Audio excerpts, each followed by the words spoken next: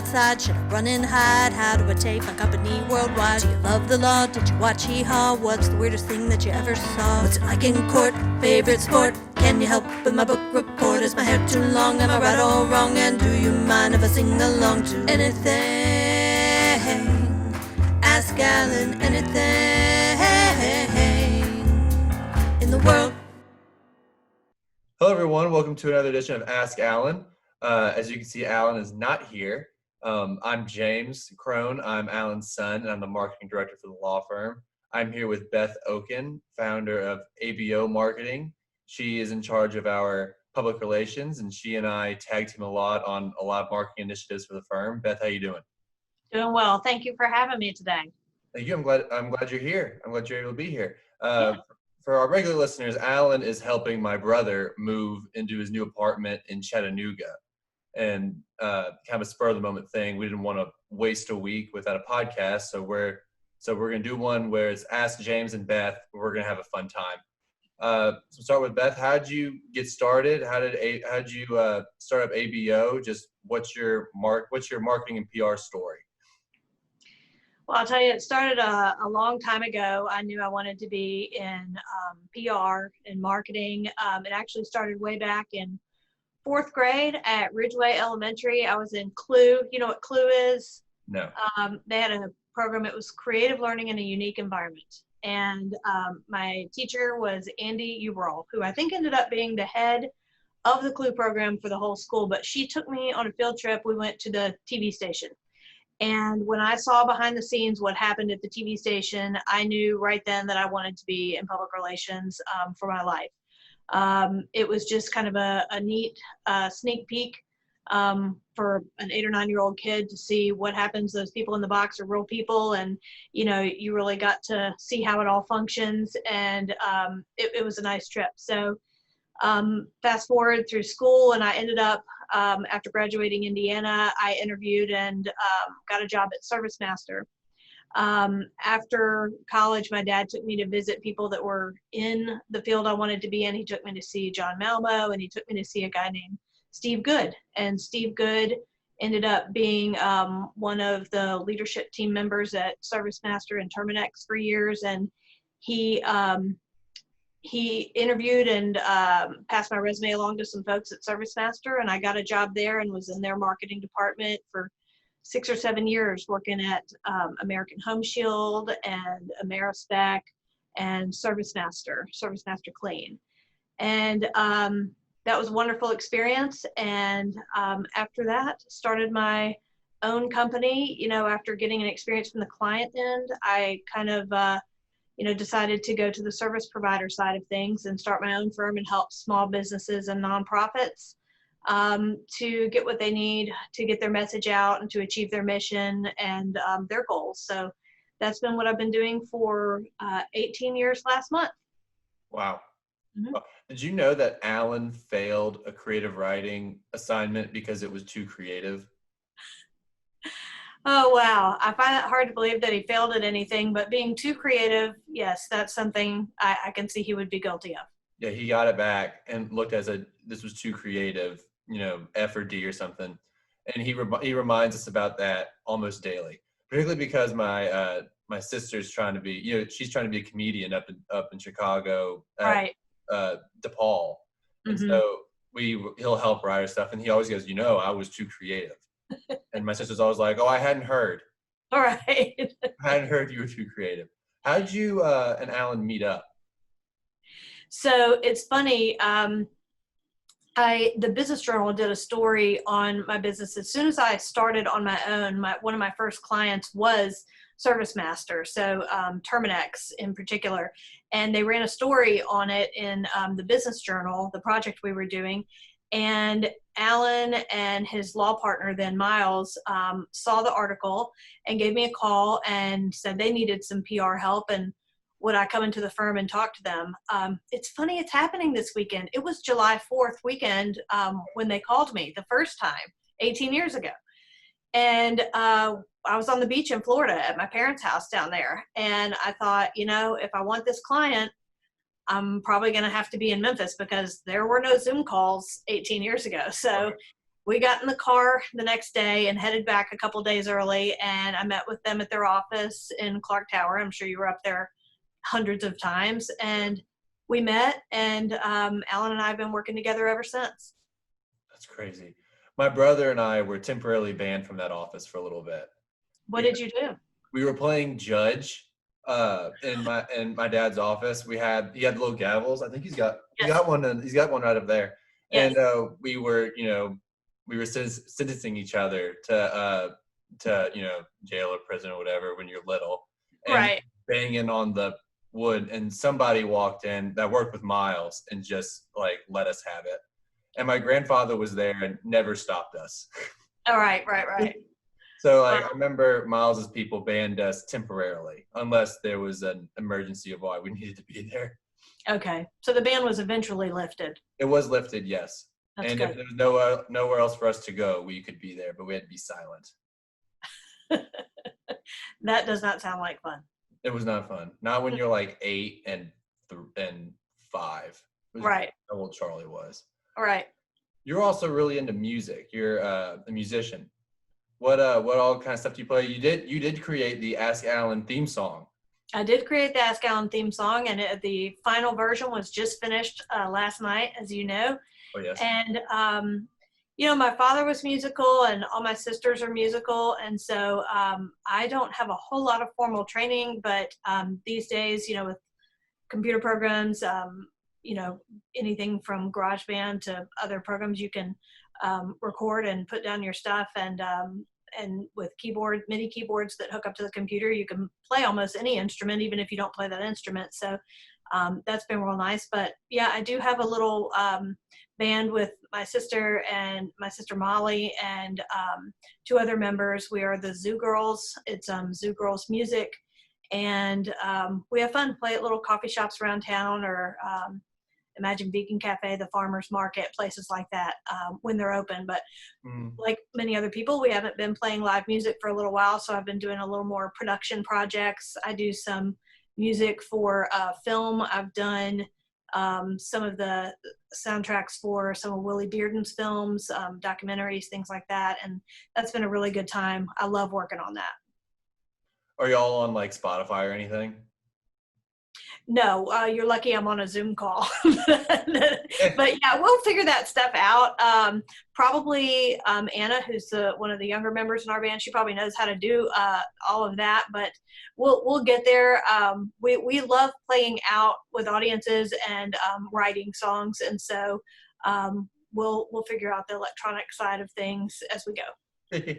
Oh yeah, somebody can get you on Spotify easy. Yeah, sure, that'd be great. We can figure it out. Yeah.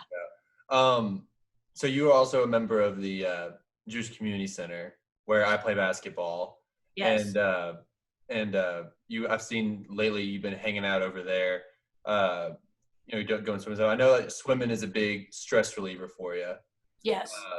Has that been like your go-to, COVID stress relief? Since I think you're working from home. I think you just started back in the office, haven't you? Mm-hmm. What have you been doing to kind of keep yourself, sane during COVID? 2 things. One is what you mentioned. Swimming at the pool has been great. I was kind of pleasantly surprised that they opened. They've been doing a great job at keeping everything safe for everybody. They allow right now, I think 45-minute segments for people to go to the pool.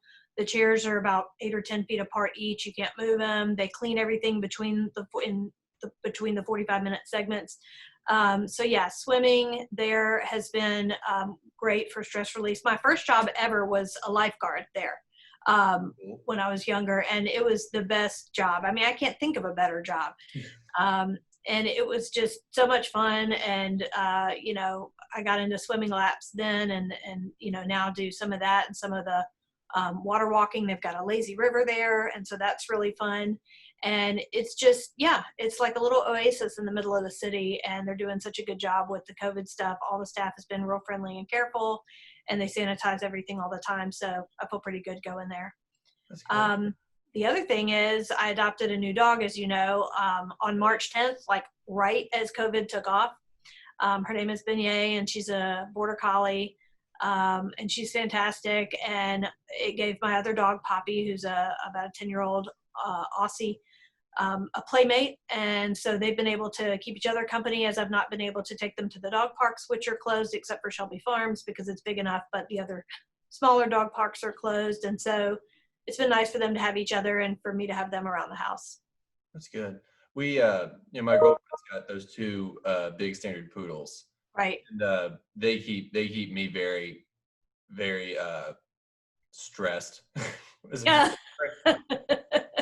You walk in and you almost get tackled by this 80-pound dog, and then before you even turn, a 60-pound one comes running at you. Your little one, your medium-sized ones look like they'd be fun to deal with. They are. They're a good size. Good. So you've had Beignet now since March. March. Where'd you get her? So I adopted her from the West Tennessee Border Collie Rescue. I had another Border Collie, Andy, who passed away last June. He was 15 and a half. And, I fostered a few times I had gotten him from West Tennessee Border Collie Rescue, so I went back to them.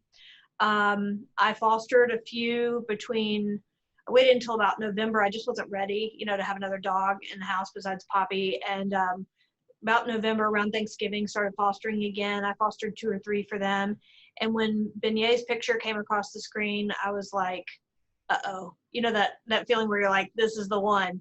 So I saw her and she came to the house, and about an hour after she came to the house, I texted the executive director of West Tennessee Border Collie Rescue, and I was like, this is the dog for me. She's not, she's not going anywhere. She said, well, wait 24 hours and see, what she kind of gains her personality. And I mean, she's just an absolute love. She's so athletic. She's really raised Poppy's spirits too. I think, dogs mourn when one leaves the house. And so it's been a good experience for all of us, and I just couldn't be happier. That's good. We went up to Little Rock to get Allison's poodle, Rosie.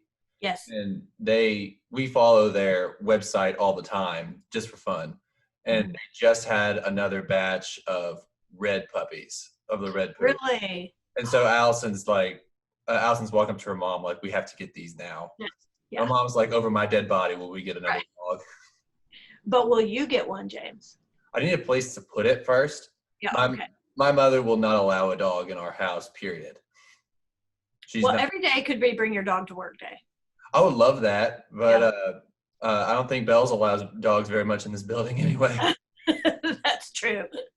Well, one thing that's funny about my mom, my mom likes animals. My grandmother did not. My grandmother did not like animals, and so they never had anything for the longest time. Mm-hmm. But my mom grew up on a soybean farm, and so my mom, when she was about, I don't know, maybe 10, she begged my grandmother for a cat.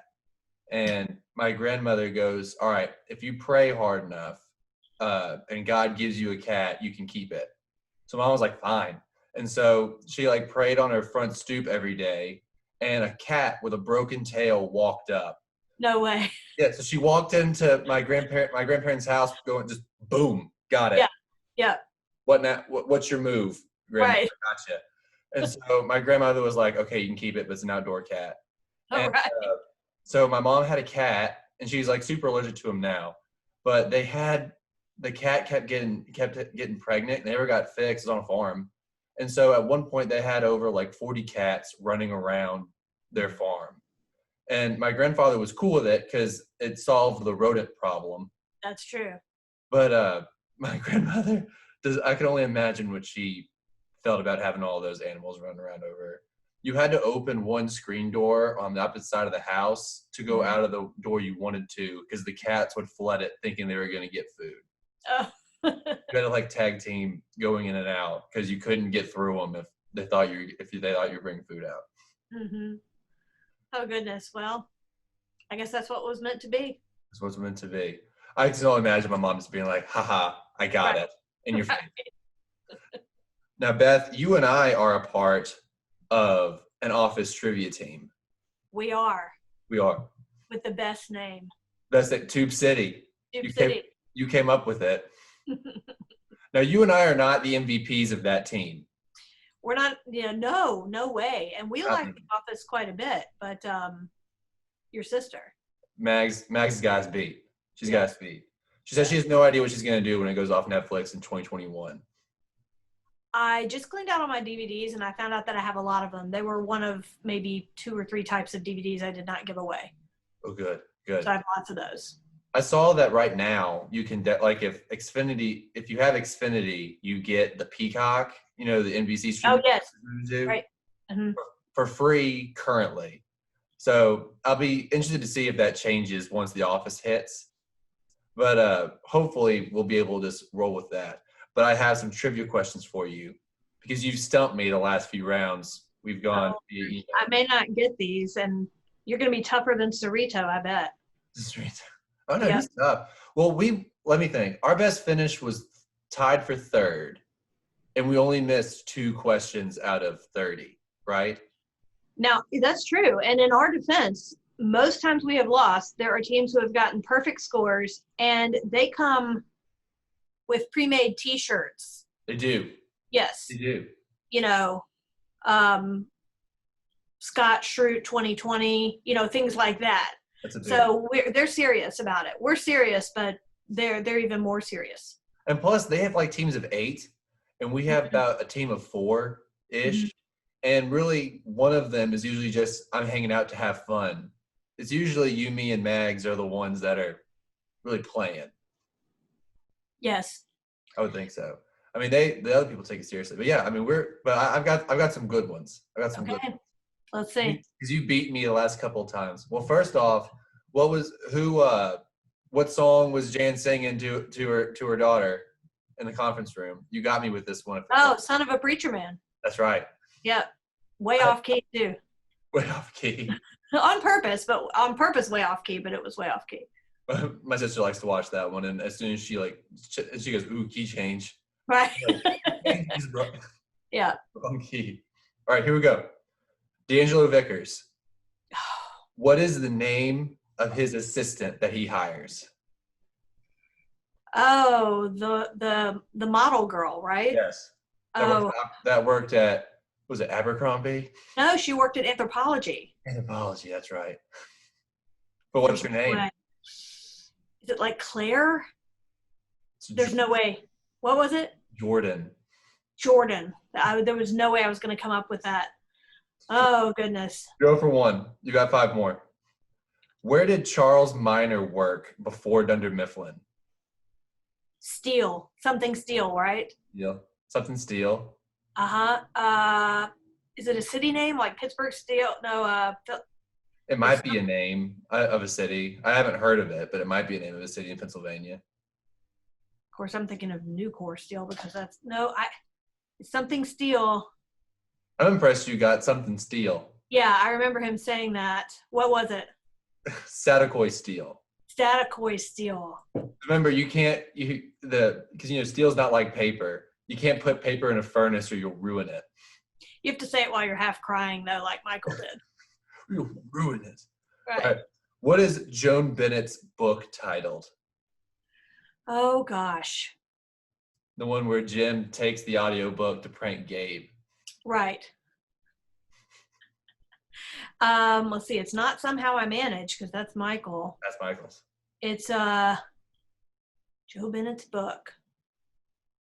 The best boss that Dunder Mifflin's ever had, Joan Bennett. She was great. I liked her dogs, of course. Her dogs were great. Which is how D'Angelo got the job. That's right, because he saved her dog. He saved her dog. Give me that dog. That's not your dog.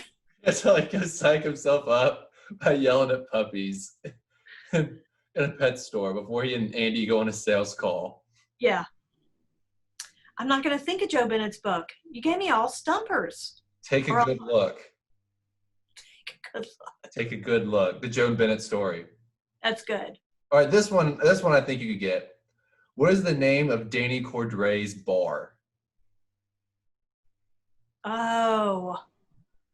You can hear him inviting people, can't you? Yes. On Halloween. Let's see, it's not Cooper's. It's not Cooper's. No. It's a really dumb name for a bar. You're going to have to tell me. Public school. Public school. That's good. I had to make sure to get you because you got me the last few times. Well, here's the difference. I just asked you on phone calls. I didn't record it. Yeah. But hey, that's okay. No one's going to want to be on our trivia team now because they see how little that I know. Well, they can see how much I know. No. Plus, Maggie knows about 30 more times than we do. Oh yeah. I mean, it's she's definitely our ringer. If she doesn't come, I mean, why show up? That's right. I remember when we lost in the tie break. Yes.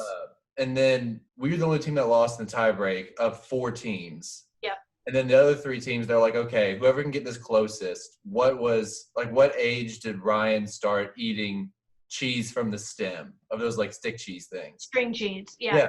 And I asked Maggie the next day, I was like, how old was he? And she goes, oh, he was 12. Oh, that. Yep. Mm-hmm. Boom. Like we would have won. Yep. All right, I got 2 more. Just 2 more. What is Gabe's middle name? Is it Adam's apple? Yes. No. Let me see. Gabe.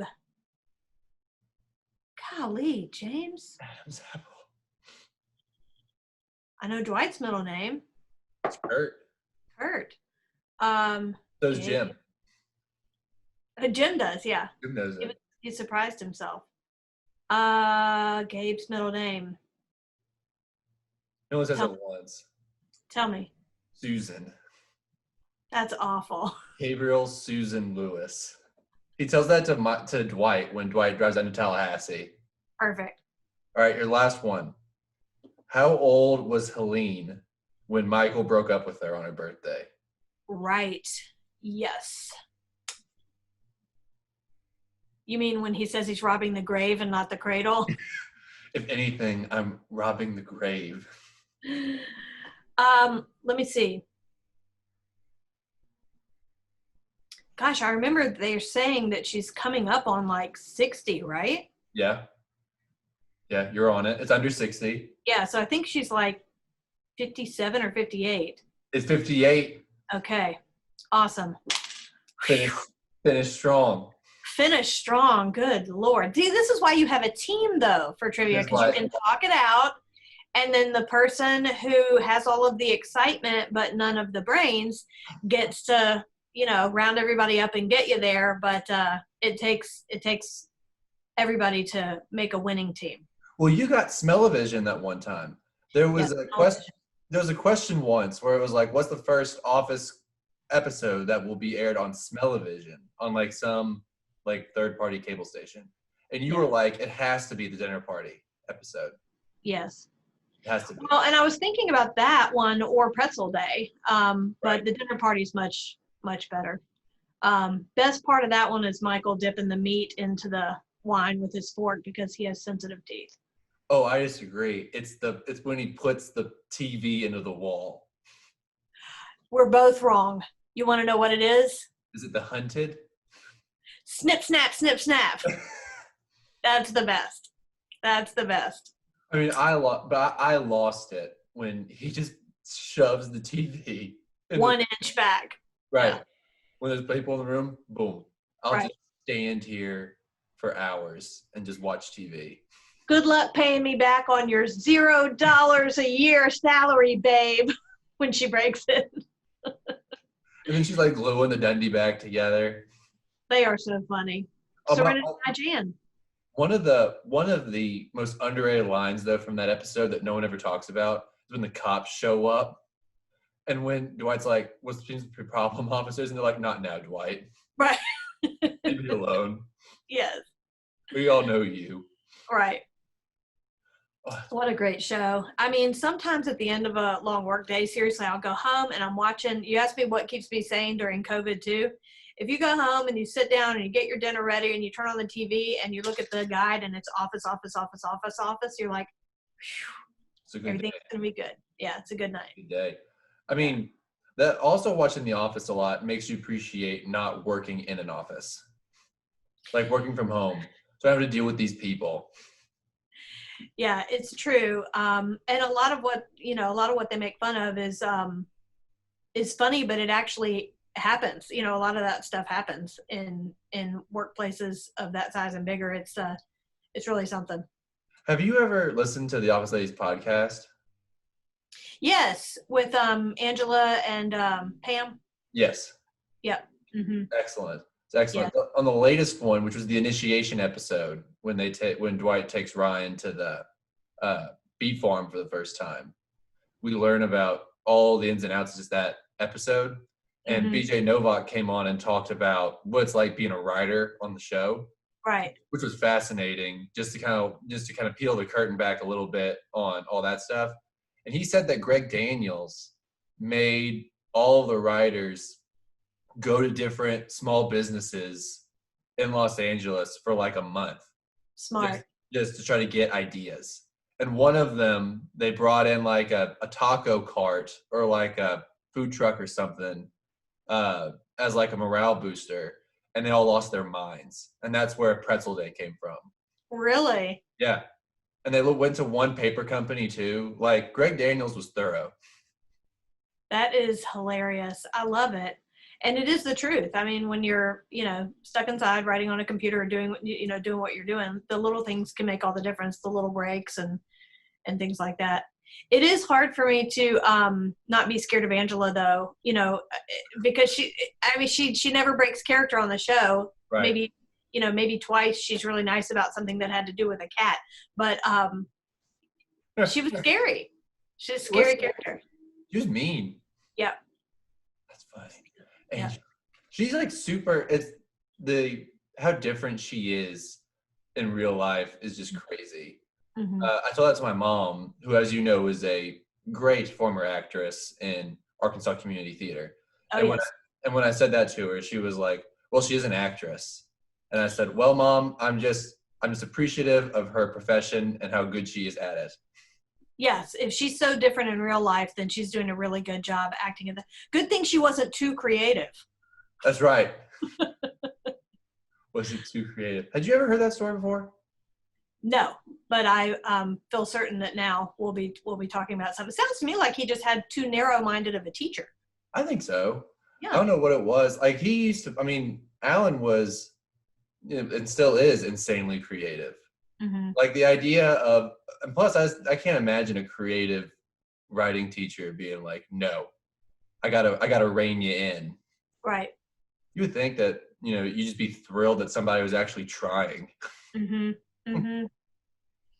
Who knows? Well, we'll discuss it when he returns. We will discuss it when he returns. We will discuss it. I'll make sure that's the first question he answers in his own personal Ask Allens on Tuesday. I'll make him talk about whatever he wrote, whatever he wrote about, what exactly the grade was. I'm going to make him break it down. Okay. I can't wait to hear about it because in all these years, I've never heard that story.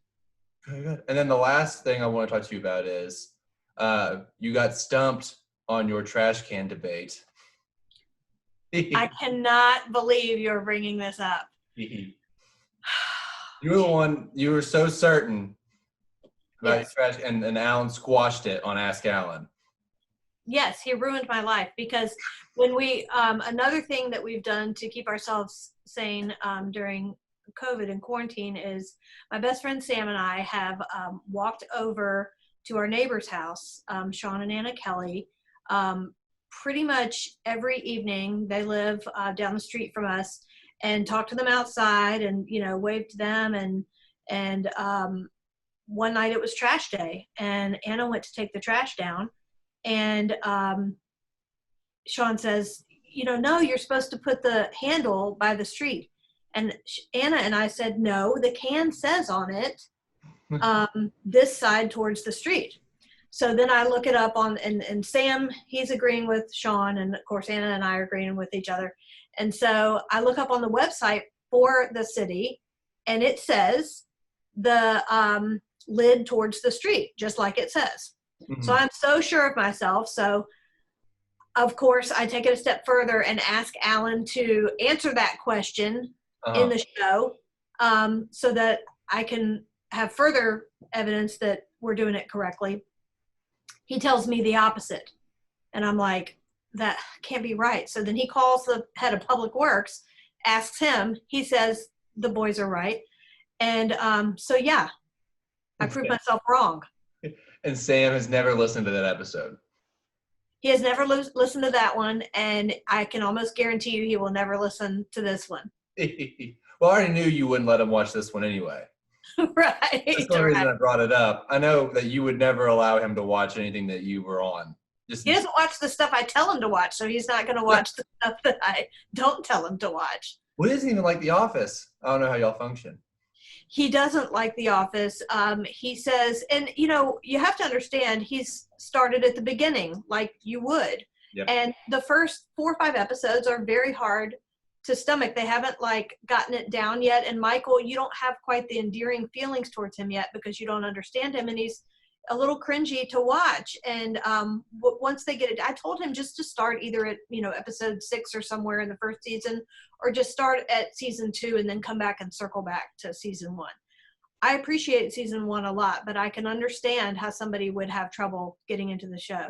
Now, what's next on my list, thanks to you, is Parks and Rec, because I haven't watched it, and the episodes I have seen are quite good. It's got the same spirit and editing style as The Office, and so I think I'm going to like it quite a bit.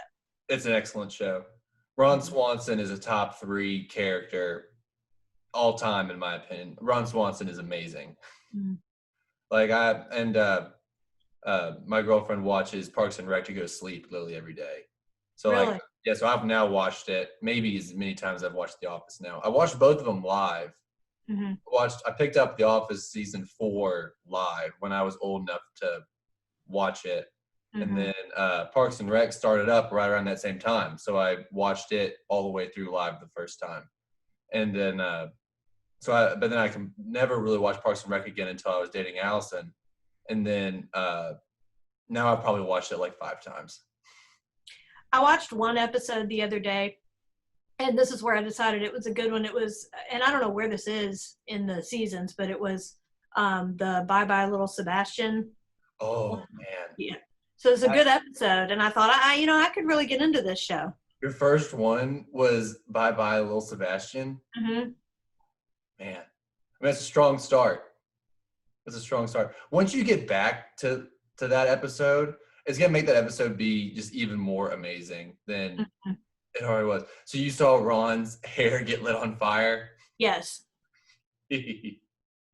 And, my favorite part in that one, I can't remember which order it goes in, but he says, after all these years, you should know that I prefer lighting torches to laying wreaths. And I thought it was hilarious. I think it's a good show, but I guess I'll start from the beginning. Oh, it's great. It's a lot like The Office. First season's only like 6 episodes, just like The Office is. And they don't have their footing. Like Ron's still like in a suit, like because he's the director of the Parks Department, so he's wearing a suit somewhere. And then they're like, this isn't him.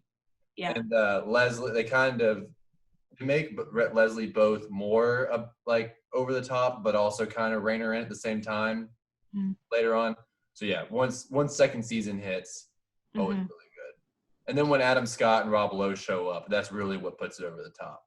Oh yes, I'm excited about it. And this all stems from, I came up watching Cheers and Frasier and Seinfeld, and I really like those types of shows. In fact, we do need to compare our notes on the crossword puzzles from Entertainment Weekly that did the Office theme and Seinfeld theme puzzles, because I'm missing a few squares on both of them, so I'll need your help and your dad's help to complete them. I'll need to touch up on the Seinfeld one. The Office one, I'm missing a bunch of squares because there's not as many Office-related clues.